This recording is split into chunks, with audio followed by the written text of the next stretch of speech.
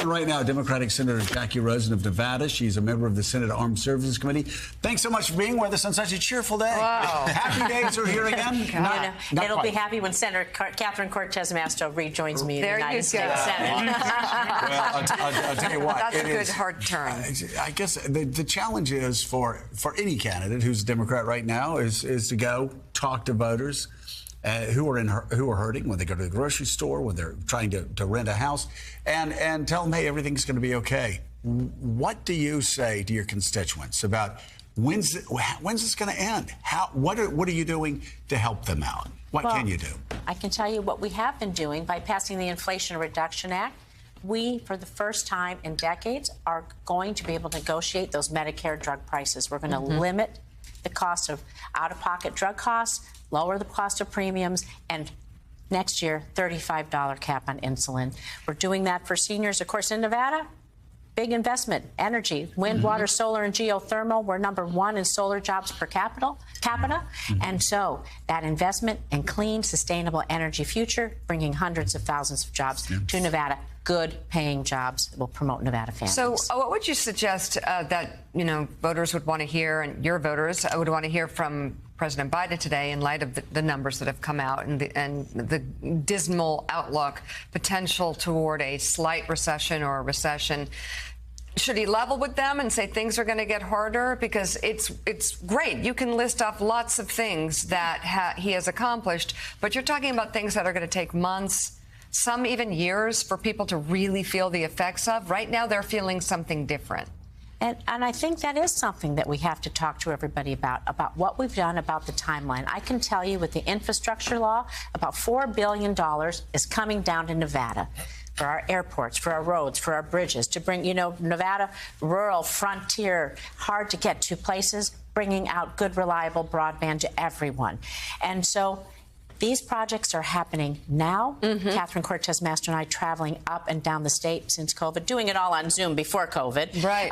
And I can tell you that every mayor, all of our county commissioners and our city councils, we have been delivering relief and growth to every place. So, Senator, we're just a couple hours away from the final January 6th committee hearing. Polls suggest Americans are concerned about threats to democracy, but ranks well below economic concerns. When you're out there and your colleague in the Senate is facing a Republican who's an election denier, how much are your constituents talking about January 6th, but also ongoing threats to democracy? Well, they're worried about that because I'll tell you this, in Nevada, we are an anti-Trump state. We rejected Trump twice, and we rejected Adam Laxalt, if you remember, when he ran for governor in the last election. I believe they're going to reject him again. And do you know why? Even his family came out just yesterday, again, the second election in a row, came out in support of the Democratic candidate, of course, in this case, Senator Catherine Cortez Masto.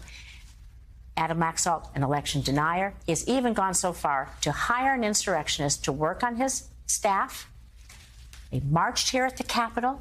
People died that day. You were all here. I was here.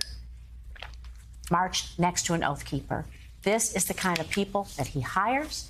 This is what he's thinking about. He's not thinking about putting relief on the table for hardworking Nevadans, promoting our businesses, education, our clean energy future. Catherine, born and raised in Nevada, two-term attorney general. She has a brand in Nevada. People know her and trust her. Senator Cortez Masto is really close. We just saw 44% to 46% in that poll. What does it say about your state and what voters are thinking about and what they care about, that the race is this close after you just went through that kind of litany of reasons why Laxalt would be bad for the state? It's closer than it should be then. Why are they? Just look at Nevada. Our motto is battle born. So we say we're battle born, battle tested, and battleground. Every election is close in Nevada. You can just go back historically and see that. So we know that we have to turn out the vote. That's how we've turned our state to a Democratic majority in our federal delegation and in our state delegation. It's really important. That's what we're working on now, turning out that vote, being sure that we're everywhere, letting people know that pragmatic problem solvers like myself, like Senator Cortez Masto, Governor Sisolak, others on the ticket. They're going to be there for them like we always have been. Sometimes when I talk to voters, what they tell me is they've seen Democrats do a lot. They know they're not going to see effects of some of these things soon, and so they're seeing these prices rise. And what they are saying, they haven't done enough to give me what I need to go out to vote.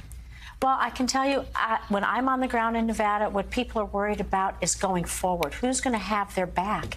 Catherine Cortez Masto is going to have their back. Adam Laxalt's proven that he isn't. And so, like I said, Catherine's born and raised there. We have been delivering, and we're going to continue to work on lowering those middle class taxes. We're going to hold big oil accountable for the price gouging they're doing that is causing our gas prices to rise. And I'll tell you, I'm chairwoman of the Tourism Trade and Export Promotion Committee. Tourism is roaring back in Nevada, and these projects that we're investing in infrastructure are only going to continue to increase the good jobs and growth. Jackie Rosen of Nevada, thank you so much for coming on the show this morning. Thank you. Greatly appreciate it. We'll be right back in just a moment.